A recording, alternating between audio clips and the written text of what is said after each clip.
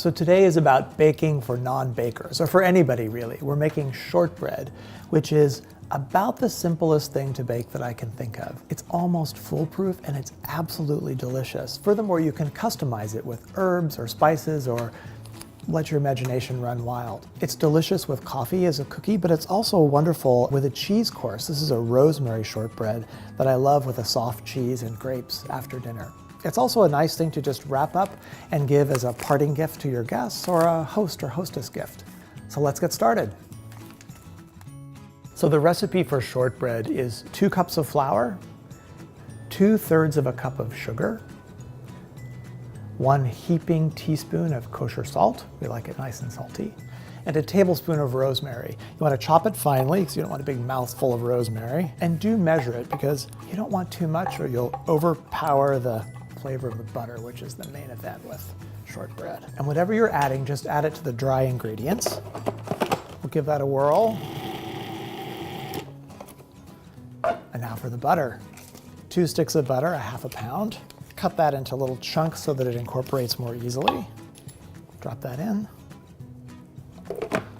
And then we'll process this until it comes together as a dough. Just takes a couple of minutes.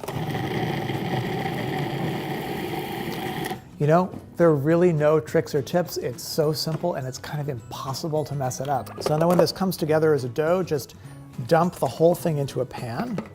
I do have a tip, don't cut yourself on the processor blade. That's about the only thing I can think of. The pan doesn't need to be greased, and an 8-inch round or an 8 or 9-inch square is fine. I'm gonna cut these into wedges, so round is nice. And then just press it into the pan with your fingertips. Get it more or less evenly in here. There we go. Just prick it a few times with the tip of a knife or a fork. Keeps the surface nice and flat. You could just bake it like this, or you could add some sanding sugar, or I like to add some flaky salt to the top, just for a little burst of salty flavor, just a little bit. And press that in with your fingers.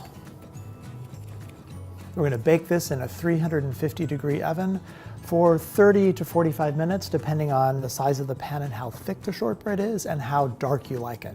I like it nice and dark, so I tend to leave it for about 40 minutes. So in it goes. So here's a pan I made earlier in the square format. Cut them while they're still warm. It doesn't have to be right out of the oven, but in the first few minutes, because when they're cool, they're kind of brittle and they can crack otherwise. And I'm going to show you how to wrap them up and present them as a gift. They make a really nice hostess gift, either alone or with a bottle, say, of port. So you can use a baker's box like this. I sometimes have these on hand, but you can also just wrap them up with paper. So let me show you how. Just take a little wax paper, just take a little brick of shortbread here, and wrap it like a package. The wax paper keeps the butter in the shortbread from bleeding through to the outer wrapper. And then an outer wrapper of plain white paper. This is just printer paper. And here, perfection, not required. There we go, nice little package. And then I like to tie it up with baker's twine. You can get this online. And then I like to garnish it with a little bit of the herb I'm using. It's nice to give something that you've made yourself, and it's so simple to make that you get a lot of credit for very little effort.